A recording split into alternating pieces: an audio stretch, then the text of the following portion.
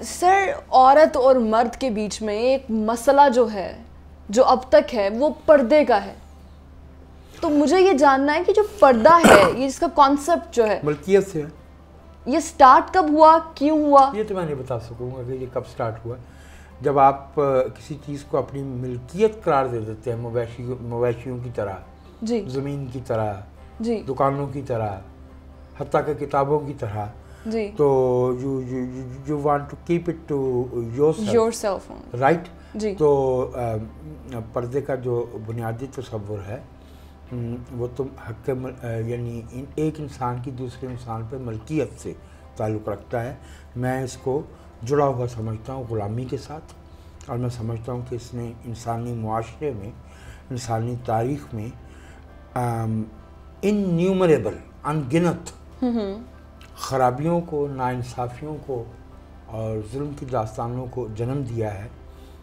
شفافیت جو ہوتی ہے انسانی معاشرے میں اقدار کی, اس کے لیے ایکسیسیبلٹی اینڈ اکاؤنٹیبلٹی, جی both are very important. Very important, accessibility and accountability. Accountability, ٹھیک ہے نا. تو میری رائے میں پردہ جو ہے اس کا بنیادی تعلق جو ہے وہ اسی سوچ میں ہے جس میں مرد عورت کو اپنی ملکیت سمجھ لیتا ہے. آلرائٹ سر, اب ایک اور مسئلہ ہے مجھے, وہ یہ ہے کہ کیا آپ ڈیفائن کر سکتے ہیں لوگوں کے لیے, میرے لیے, کہ یہ فحاشی کیا ہوتی ہے, ایکچولی ہے کیا چیز یہ؟ اس کی کچھ ٹھیک ٹھیک جو تعین ہے وہ بہت مشکل ہے, کیونکہ ایک لفظ ہے obscenity. obscenity, G. Then there is something called being naked یا nakedness. G. Then there is something called nude. G. And then we have this word in English called vulgar or vulgarity. جی. وہ adjective ہے, وہ noun ہے. آپ نے لفظ چونکہ فحاشی کا استعمال کیا, جی, تو اس کا جو مادہ ثلاثی ہے یا عربک ورڈ ہے, اچھا, وہ فحش ہے. جی. اور فحش کے جتنے معنی ہیں ہم نے تو اس کو ایک خاص اس میں لیا ہے. اصل میں اس کا معنی ہے برا, غلط. فحش is wrong. Human society public discourse کی مدد سے ہر لمحہ یہ طے کرے گی جی کہ غلط کیا ہے اور صحیح کیا ہے. ٹھیک ہے. صحیح اور غلط کے جامد, سٹیگننٹ پیمانے وضع نہیں کیے جا سکتے. اصطلاحاً لوگوں نے اس کو کہ کس کی کتنی سکن نظر آ رہی ہے اس سے جوڑ دیا, یا کچھ لوگوں کے ایسے افعال سے جوڑ دیا جس کی ہم نے جو ہے وہ ابھی تک اپنے قانون میں درست تفہیم بھی شامل نہیں کی. ابھی تک تو ہم جو ہے وہ بالجبر اور بالرضا, کانسنٹ کا کانسیپٹ ہمارے یہاں نہیں ہے. ٹھیک ہے نا.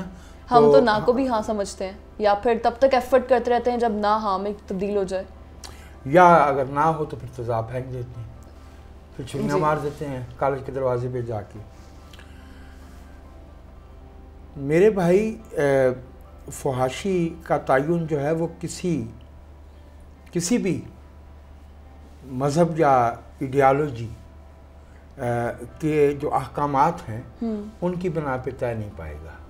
ٹھیک ہے. مجھ سے پوچھیں گے تو میں کہوں گا جہالت فحش ہے, فحاشی ہے. ہر بندے کا اپنا کنسرن. محرومی, کچھ انسانوں کے پاس بہت کچھ ہونا اور کچھ کا بنیادی ضروریات سے محروم ہونا, یہ فحاشی ہے. اوکے. میری نظر میں کسی کے ساتھ کسی کو نقصان پہنچنا اور پھر معاشرے کا اس قابل نہ ہونا کہ اس نقصان کا مداوع کر سکے, یہ فحاشی ہے. یہ فحاشی ہے. ٹھیک ہے. ٹھیک ہے.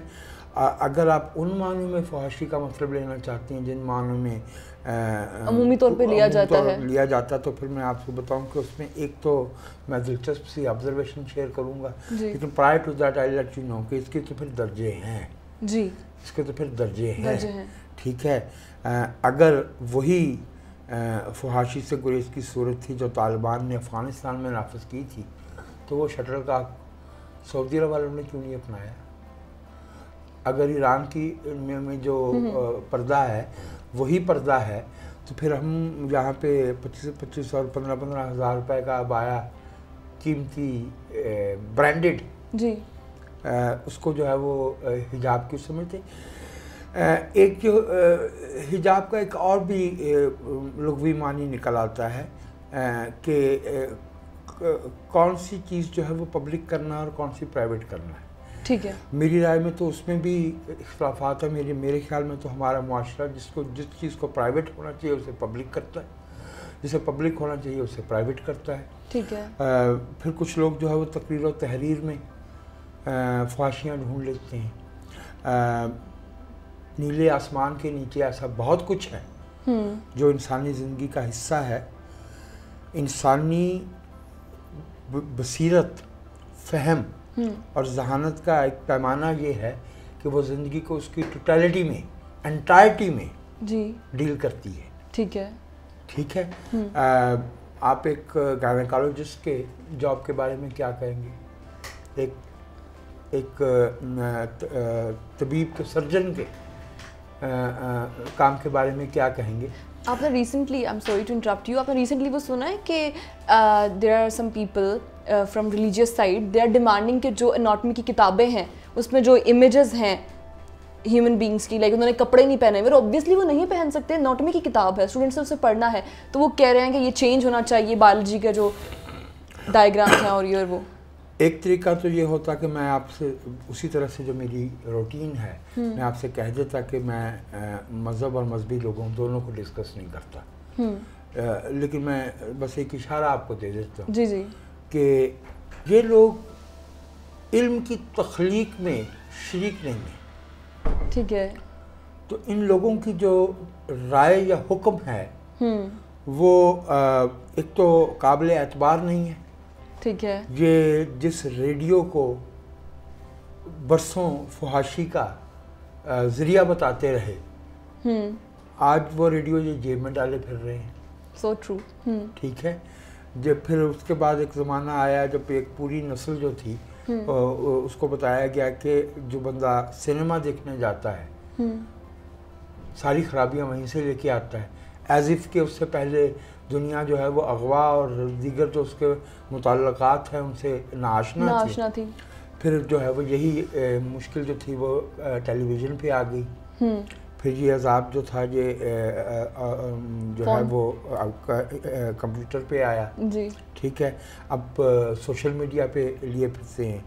بنیادی طور پہ یہ لوگ, ان لوگوں کا المیہ یہ ہے کہ یہ علم, تحقیق, ایجاد اور دریافت میں حصے دار نہیں ہیں. ٹھیک ہے. اور جو لوگ, اب یہ تھوڑی سی توجہ طلب بات ہے, میں گزارش کر رہا ہوں آپ سے, اور جو لوگ موجودہ سیاسی اور معاشی بندوبست میں ایڈوانٹیج میں ہیں, فائدے میں ہیں, ٹھیک ہے, وہ ان کے ساتھ اس لیے مل جاتے ہیں کہ انہیں یہ خوف ہوتا ہے کہ جو توازن اس وقت موجود ہے اگر یہ ری ایڈجسٹ ہوا تو ہم اپنے اختیار سے, اپنے رسوخ سے ہاتھ نہ دھو بیٹھے, اپنے اجارے سے, اپنے مفادات سے ہاتھ نہ دھو بیٹھے. ایگزیکٹلی. سو ایک نیچرل الائنس ہے قدامت پسندی میں اور اختیارات کی غیر منصفانہ تقسیم میں, وسائل کی غیر منصفانہ تقسیم میں. تو اس لیے جو ہے نا یہ ان لوگوں سے یہ باتیں نہیں پوچھنی چاہیے, میں نہیں سمجھتا. اور سچی بات یہ کہ اس کو آپ کسی ایروگنس پہ یا تکبر پہ محمول نہیں کیجیے گا. میں اس سینس میں بالکل نہیں کہہ رہا. بحیثیت انسان ظاہر ہے کہ وہ اسی طرح سے محترم ہیں, ان کا رتبہ, ان کے حقوق, ان کی صلاحیت برابر ہے. جہاں اختلاف پیدا ہوتا ہے وہ یہ ہے کہ جب وہ از خود ایک ذمہ داری یا ایک درجہ اسیوم کر لیتے ہیں, اپنے پہ اوڑھ لیتے ہیں کہ ہم آپ کو بتائیں گے کہ آپ کو کیسے چلنا ہے, آپ ہمیں کیا بتائیں گے. جس دنیا میں ہم رہتے ہیں اس دنیا میں جو ہے وہ تم کے شامل ہو نہ کھلنے میں نہ مرجانے میں. اوکے, ٹھیک ہے. سر اگر واپس فحاشی کے ٹاپک پہ بات کریں اور اس کا معنی وہ لیں ہم جو عمومی طور پہ لیا جاتا ہے, دیٹ از ولگیرٹی یا پھر جسم کا نظر آنا, نظر نہ آنا, جو بھی معاملات ہیں, فحاشی کو عورت کے ساتھ ہی لنک کیوں کیا جاتا ہے؟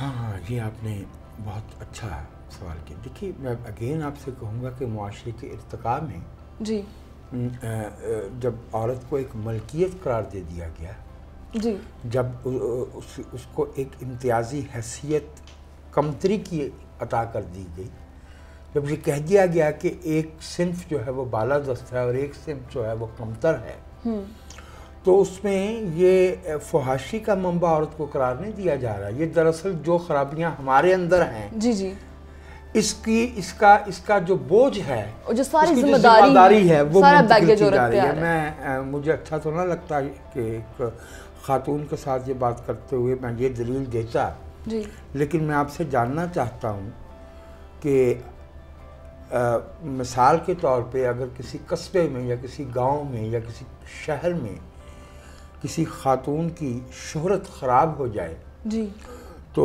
ظاہر ہے کہ اس بیچاری کے لیے جینا جو ہے وہ حرام ہو جاتا ہے، بہت مشکل ہو جاتا ہے. یہ تو ایسی نزاکت ہے کہ اس کا ٹراما جو ہے وہ ہم شاید ویژولائز بھی نہ کر پائیں. ایگزیکٹلی. لیکن وہ کیا ہوا میں اور خلا میں اور کسی سیارے پہ جا کے اس کی شہرت خراب ہوئی تھی؟ کوئی تو ساتھ میں اور ہے. Exactly. What about that? میں اب تو نہیں خیر ایسی بات نہیں کرتا، لیکن وہ مجھے اپنی نوجوانی کا قصہ یاد آ گیا. وہ ایک صاحب ہیں جو پاکستان چھوڑ کے چلے گئے. اس زمانے میں بھی اگر پہلے چلے جاتے تو بہتر ہوتا. اب تو خیر خدا کے قریب جانے کا وقت آ رہا ہے ان کا، میرا بھی ان کے ساتھ ہی، کیونکہ ہم عمر ہیں دونوں. تو ان سے میں نے ایک دفعہ کہا تھا، وہ کچھ ذرا پارسائی پھیلانے کی بات کر رہے تھے، اب بھی ویسے ہی ہیں. تو میں نے ان سے کہا تھا کہ ایک جسم فروش عورت کو اپنا کاروبار چلانے کے لیے کم از کم کتنی تعداد میں کلائنٹ چاہیے؟ تو ظاہر ہے کہ یہ بزنس کی بنیادی سینس ہے کہ ایک بزنس مین کو کلائنٹس تو چاہیے، کلائنٹس تو زیادہ چاہیے to run the business. To run the business. تو پھر اس کا مطلب یہ ہوا کہ ہر ایک خراب عورت کے مقابلے میں کئی 100 مرد جو ہے وہ موجود ہیں. سو یہ کمزور پہ گرانے والی بات ہے. دراصل یہ احساس گناہ ہے ان لوگوں کا. اور میں جب کہتا ہوں احساس گناہ، تو میں تو ظاہر ہے کہ گناہ وغیرہ کا وہ میرا مسئلہ نہیں ہے. میں تو سمجھتا ہوں کہ یا تو کوئی فعل قانون کی نظر میں درست ہوتا ہے یا غلط ہوتا ہے. اگر غلط ہے تو جرم ہے. تو گناہ وغیرہ تو جو ہے وہ موضوعی باتیں ہیں. ٹھیک ہے. ایک شخص کے لیے سگریٹ پینا گناہ ہے، دوسرے گروہ کے لیے جو ہے وہ گائے کا گوشت کھانا گناہ ہے، تیسرے کے لیے جو ہے وہ سبجیکٹیو ہے. اور اگلی بات یہ ہے کہ گناہ ضروری نہیں کہ جرم بھی ہو. اور ایک بات میں پاروش بھی اس سوال کو اس پہ ختم کرنا چاہوں گا. یہ اہم بات عرض کرنے جا رہا ہوں. عقیدے کی آزادی کا اصول اگر ہم تسلیم کرتے ہیں تو پھر عقیدہ قابل نفاذ نہیں ہوتا، نفاذ دوسروں پہ ہوتا ہے.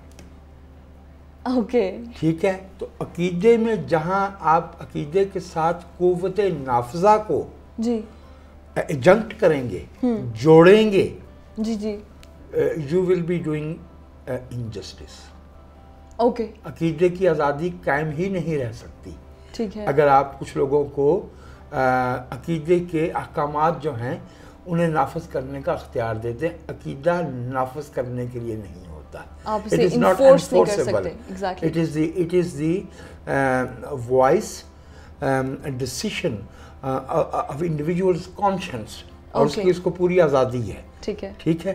تو یہ جو لوگ گناہ وغیرہ کی بات کرتے ہیں، دیکھیے اگر کوئی شخص جو ہے وہ فرض کیا کہ اس کا جو بھی عقیدہ ہے اس کے کچھ احکامات جو ہے ان کو نہیں مان رہا ہے یا ان کی خلاف ورزی کر رہا ہے، تو اس کا سیدھا مطلب یہ ہے کہ وہ ان احکامات کو نہیں مان رہا. ٹھیک ہے.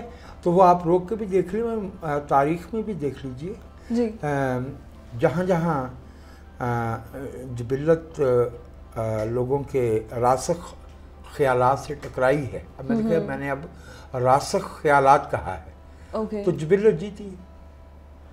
جبلت جیتی ہے. جبلت آج بھی جیت رہی ہے. جبلت 5 روز پہلے بھی جیتی ہے. جبلت آنے والے 2 مہینوں میں اور 10 برسوں میں 3 صدیوں میں بھی جیتے گی. ٹھیک ہے. You have to adjust the collective system to make it more reasonable, to accommodate. دیکھیے جو قانون ہے وہ جبلت کی تہذیب کا نام ہے. اوکے. جبلت کے ڈینائل کا نام نہیں ہے. اور کنسسٹنٹلی اگر آپ کنسسٹنس کے ساتھ ڈینائی ہی کرتے جائیں گے تو you are not getting anything. You will be shocked and again shocked and again shocked. You will be very shocked. All right.